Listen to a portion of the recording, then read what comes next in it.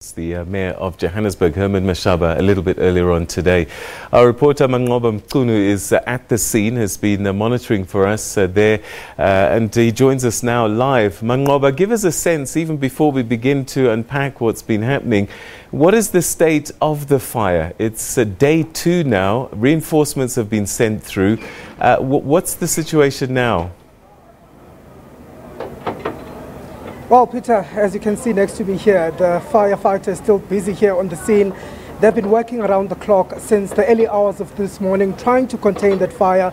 And of course, we know that there has been various teams that have come in, being roped in from the Ora Tambo region, the Tshwane region, as well as being roped from basically all the areas here in Gauteng to come and assist with trying to douse these flames. Of course, you'll recall that the fire officials yesterday had thought that they had dealt with this fire yesterday, they'd contained the flames, but it seems that this fire reignited again this morning. And of course, they're saying that they're not leaving anything to chance this time around. They want to ensure that they're going to do a double job in terms of trying to douse that flame. And they're saying that the teams that are inside now will take 30 minutes each trying to work through that fire, and then after 30 minutes they'll then be given a breather by other teams that have also been here. So another group of firefighters has come out.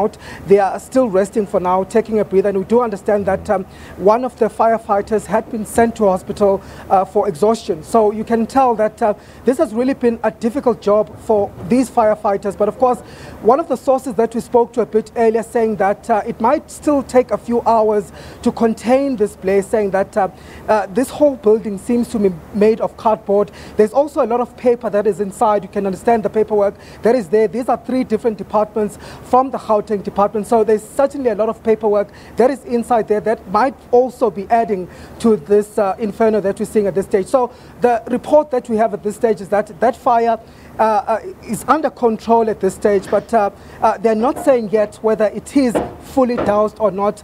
The fire emergency personnel saying that they cannot declare at this point whether they have completely doused that place. So, but we are expecting a sort of a briefing from them in a short while from now, just to find out on the status of that fire.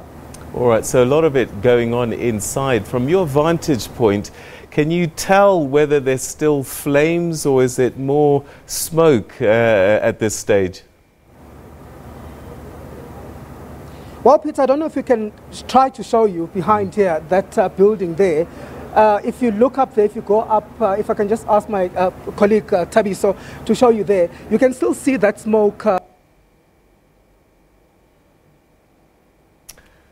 All right, okay, it looks like we may have lost our connection there to Manqoba Mchunu. He says that firefighters continue to try and grapple with putting out that fire. It looks as if, though, that it's starting to seem to come under control. There was the problem that the reigniting of the fire earlier this morning, and the firefighters are there, and they've had reinforcements that have come from as far afield as Ekurhuleni, and I believe that maybe the army also may have been brought in to assist. During the course of today, we've heard from various officials, including the mayor himself and the MEC for infrastructure in Gauteng.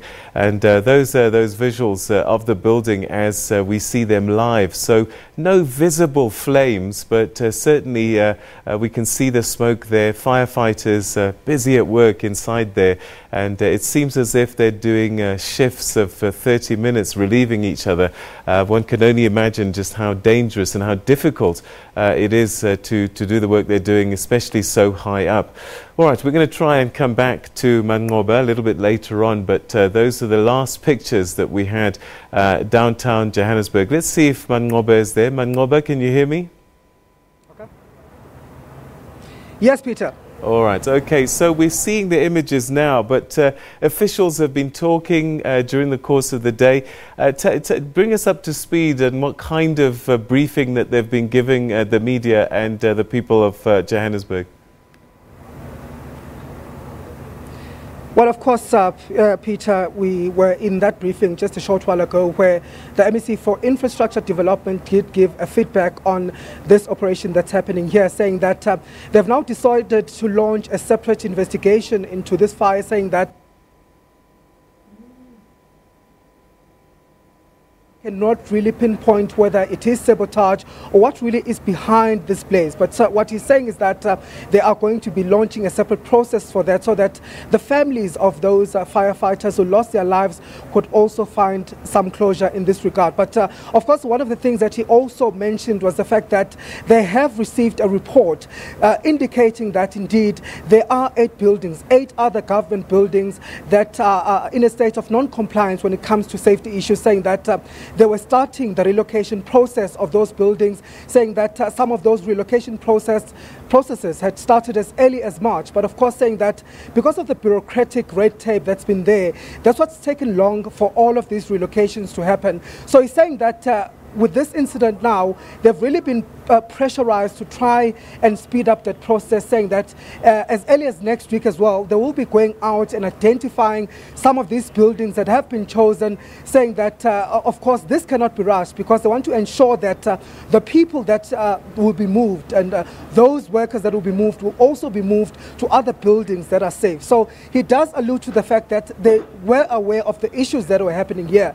We also raised questions to him, of course, asking that this issue was raised by the unions. This issue was raised by Nehawu, Dinosa, the likes of Dinosa, the Public Services Association, as early as 2014.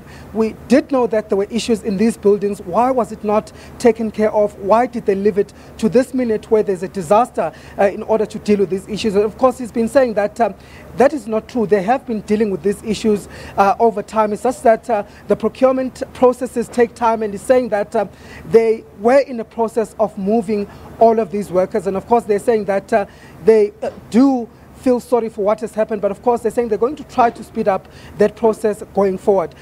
We also asked about the issue of responsibility. That's an issue that most of these officials have seemed to be shying away from.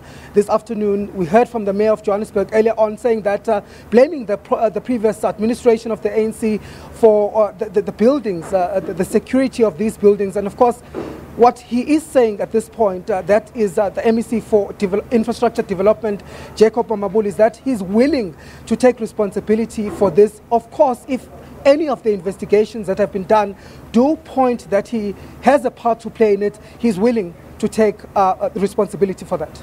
All right, Manqoba, you mentioned 8 other buildings, and it sounds as if this is where government might be housed at the moment.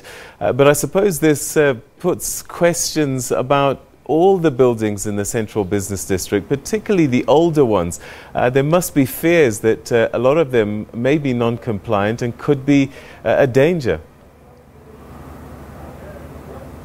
Indeed, Peter, and that's one of the things that the mayor of Johannesburg, Herman Mashaba, was saying, that he had raised these issues, this concern, as early as November last year, saying that some of these buildings have aged and they will need to really be maintained, saying that if not, it's an issue of a ticking time bomb. You know, we're just waiting for a disaster to happen. So he's saying that he's been raising these issues, but of course he's been met with a lot of resistance. He's been even ridiculed for saying these issues. So, but I think an incident like this again raises the importance of maintenance for these buildings. And of course, and I think the government going forward from this stage, that's one of the things that they'll have to prioritize to ensure that they do a complete study of these buildings and to see just how many of them would need that urgent intervention. So the MEC Mamabule is saying that they are going to address this issue. They're going to prioritize this issue, saying that these buildings, these government buildings that have been already pointed out as being some of those that are not in a good shape, will need about 16 billion rand investment in order to maintain them. So it seems as if this is a wake-up call for government officials. They're saying now that they're going to maintain going forward to ensure that these buildings are given the attention that they deserve. All right, I know this is something that we touched on a little bit earlier on, but just looking at the firefighters behind you, you know, a fire breaking out as high as the 23rd, 26th floors. Are the firefighters and their teams adequately equipped to deal with fires at such high levels and of this nature? Well, Peter, that's the assurance we've been given by the officials, the city officials. And of course, we had raised questions about the issues of training. We had raised issues about the issue of resources, because we remember that the issue of resources is something that goes back as early as 2014. We did see some of those firefighters coming out and saying that the conditions that they were working under were not conducive, saying that some of the resources that they were using were outdated and old, and saying that really even the fire trucks themselves were a problem. But the assurance that we were given by the mayor this morning is that the teams that have been here are highly skilled to deal with the fire, and of course they're saying that today they're taking extra precautionary measures to ensure that these firefighters, there is no danger to their lives, that there's no further loss of life as we saw yesterday. So that's why they're saying that they're giving them intervals of 30 minutes to go into the building, and then after that another team will take over. So they're saying they're taking all the precautionary measures to try and contain this fire and to ensure that everybody who is in that building is safe at this point. So that's the assurance we have at this point. But just looking at some of these firefighters, you can really tell that most of them are exhausted. You can tell they're exhausted. They've been working for hours. If I can just step out of that shot, just so that you can see, they've been working for hours, Peter, working inside that building. And you can imagine the conditions that they've been working under, the heat, the smoke that is in there. And of course, it comes at the back of that passing of some of their colleagues yesterday, 3 of them who died as a result of this fire. So it's really been difficult and a challenging task for them. But I can say that most of them are saying that, you know, as much as they are tired, they're looking forward to finishing this job. They're saying that it's their duty. That's what they signed up for when they took this job.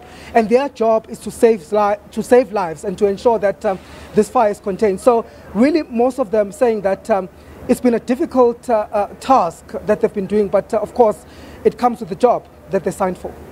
All right, Manqoba, that's where we're going to leave it for the time being. Thanks very much indeed for giving us that update. Firefighters there working hard and bravely. Let's not forget that 3 of their own lost their lives yesterday, and they continue, regardless, trying to deal with that fire. It's day 2, and they said some of the complications are that the materials of the building that it's made of has hampered some of their fighting abilities. But we'll keep on top of that stories with Manqoba and Gillian Pillay. Palesa? All right.